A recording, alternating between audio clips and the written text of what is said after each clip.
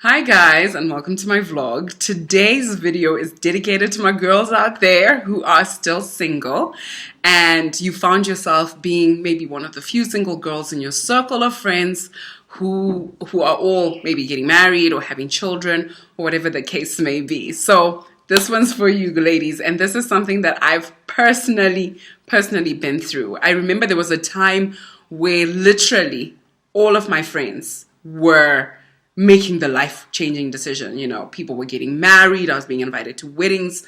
I was being invited to bridal showers, to baby showers. I was planning kitchen teas. I was planning baby showers. So there was a whole host of things happening all at the same time.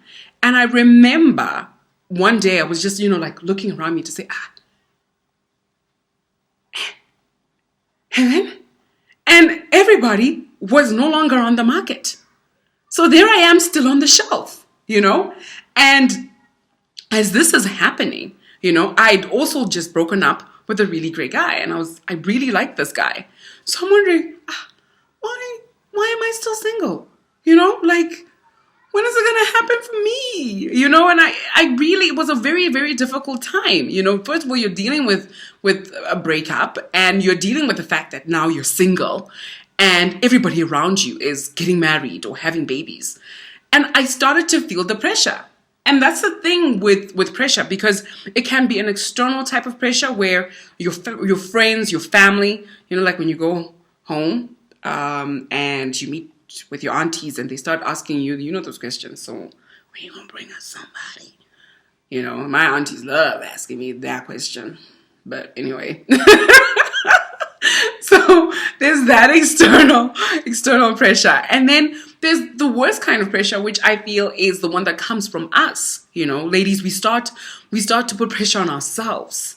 And, you're sitting there and, like when you walk into a supermarket, right?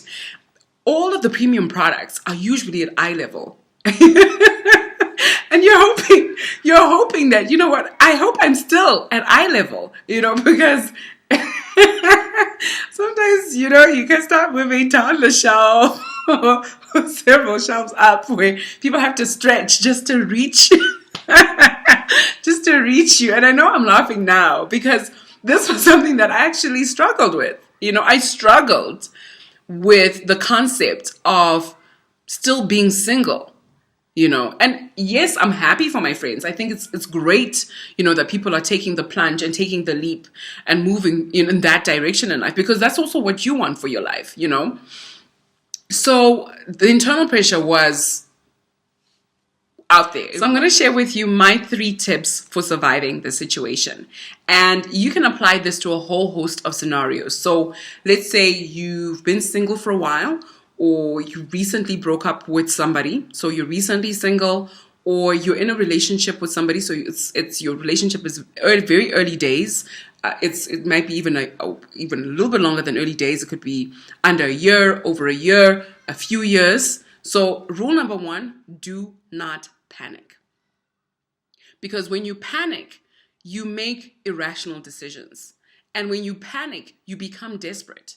Because you're putting internal pressure on yourself to achieve something that maybe the timing is not right?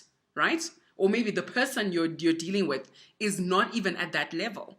So you're in a relationship and that person is not at that level. Or if you're single, you enter into a random relationship with a random riffraff who's not even where you need or what you want to be with, and you settle for this person because they're there. It's convenient.